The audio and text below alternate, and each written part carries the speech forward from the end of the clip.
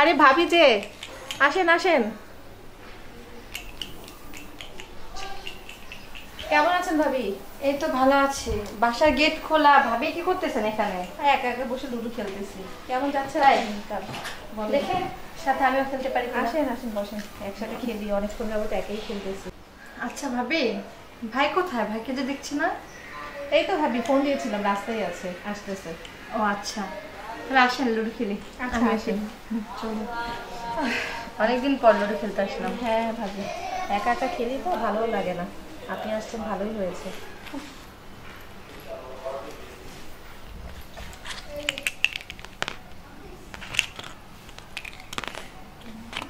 তারপরে ভাবি আজকে কি রান্না করলেন? কি রান্না করবো ভাবি, লকডাউনের জন্য বাইরে যেতে পারতেছে না। আর রান্না ফ্রিজে ভাই যাচ্ছিল করে? টুকিটাকি। হ্যাঁ, ওই তো করে দেয়। ও যাক ভালো। আমার তো সেটা না, আমি তো একা বের হতেই হয়। তাই নাকি? ও হ্যাঁ, ভাইয়া তো সময় টুকটাক তো পায় বের না। হতেই হয়। ওদের তো আবার ওই যে সরকারি চাকরি তো, যার কারণে বাসায় বসা। আসলে ভাবি জানেন, আপনার জন্য না আমার প্রচুর মায়া লাগে। কেন ভাবি? মায়া লাগবে না? ভাইয়া এত রাত পর্যন্ত কেন বাইরে থাকবে? এত সুন্দর একটা বউ থাকতে, আর আপনি যে সুন্দর দেখতে ভাবি জানেন, বিশ্বাস করবেন না, আপনি বাইরে বেরোলে তো ছেলে পাগল হয়ে যাবে।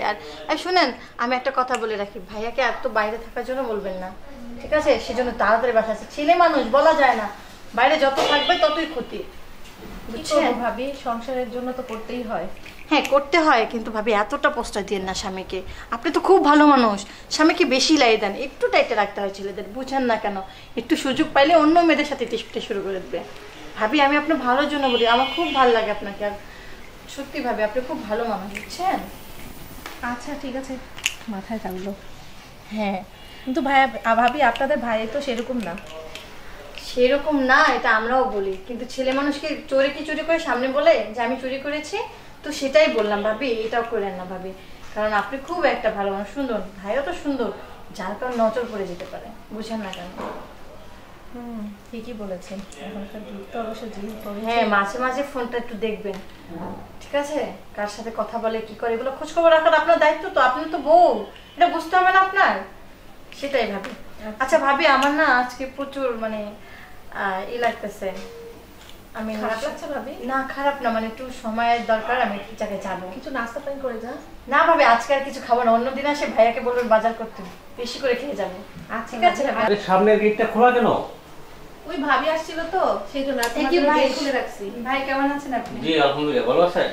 হ্যাঁ ভালো আছি ভাই। এই আর কি, বাসায় একা একা বসে থাকি তো, ভাবির সাথে একটু সময় কাটালাম আর কি। ভালো তো? ভাবি খুব ভালো। আসি আসি। হ্যাঁ আসবেন, যখনই সময় পান তখনই আসবেন। আচ্ছা ভাবি, আজকাল লুডো খেলবো না। আচ্ছা ভাবি আসবেন আবার। হ্যাঁ আসি। হ্যাঁ ভালো থাকবেন ভাবি। ভাই আসি। ও ভাবি আমার ফোনটা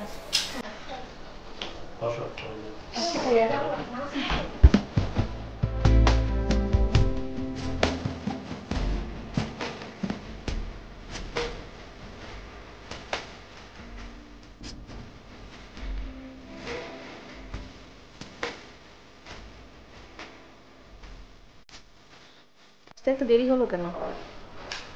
হ্যাঁ বাইরে একটু কাজ ছিল তো, তাই আসতে দেরি হয়েছে। আর শোনো, ওই যে মহিলাটা আসলো তোমার বান্ধবী নাকি, ওকে তুমি বেশি প্রশ্রয় দিও না, আমার কাছে বেশি সুবিধা মনে হয় না।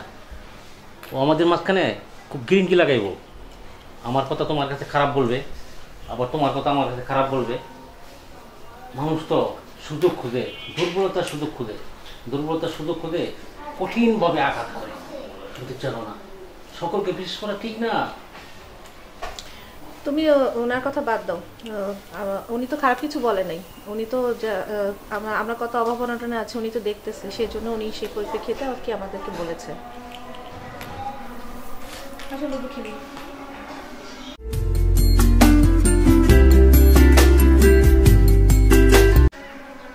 আমার কথা মন খারাপ করেছো?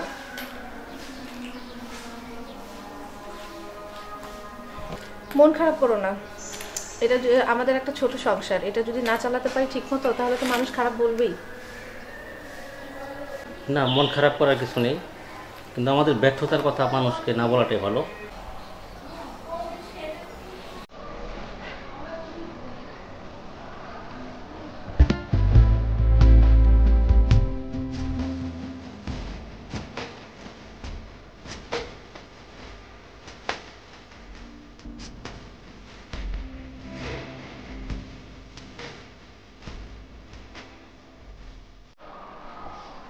হ্যাঁ জি বস, বলেন।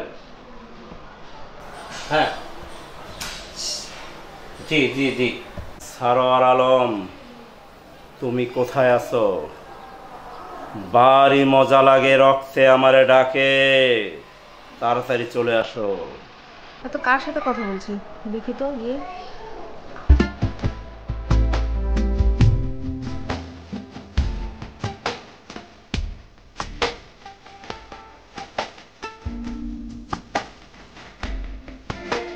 আমার বিরুদ্ধে ওই সাংবাদিক সম্রাট অনেক লেখালেখি করতেছে।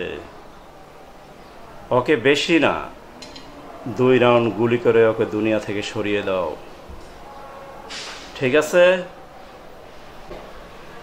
জি বস, জি অবশ্যই অবশ্যই, ঠিক আছে।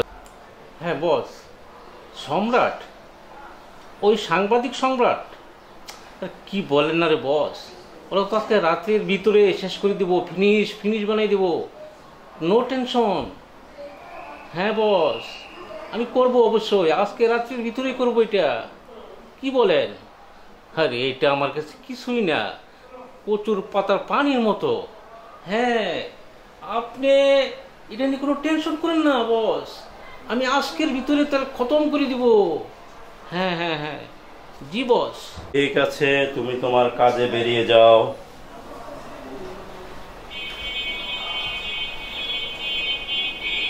আজ সাংবাদিক সম্রাট, আজকেই তোমার পৃথিবী থেকে বিদায় দিতে হবে, আজকেই তোমার শেষ দিন।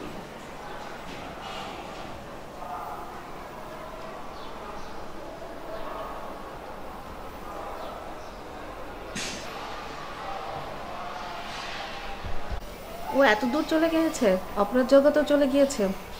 আচ্ছা ঠিক আছে, আমিও দেখছি। আর শোনো, আমি একটা কাজে বাইরে যাব, তুমি খাওয়া দাওয়া করে তুমি রেস্টে থাকো, তাহলে আমি আসি। কোথাও যেতে পারবে না। তুমি বারান্দা যা কথা বলেছো আমি সব শুনেছি। এখন তুমি আমাকে পিস্তলটা দিয়ে দাও।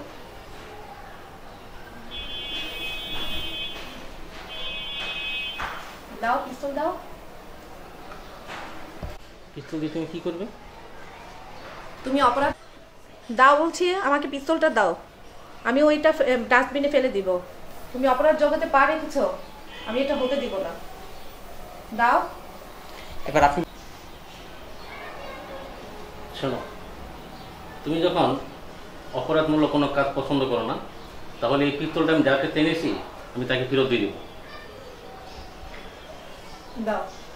আমি বললাম তো, আমি তাকে ফেরত দিয়ে দেবো, আমি বাসা ভাইয়ের কাছ থেকে নিয়ে এনেছি, আমি তাকে ফেরত দিয়ে দেবো। আচ্ছা ঠিক আছে, বসে। আচ্ছা ঠিক আছে, তুমি এখন কোথাও রেখে দাও, কালকে সকালে গিয়ে তুমি তাকে দিয়ে এসো, যার জিনিস তাকে দিয়ে আসবে। আমি কালকে সকালে পিস্তল দিয়ে আসবো, তুমি এখন ঘুমাও, যাও ঘুমাইতে যাও। আচ্ছা ঠিক আছে।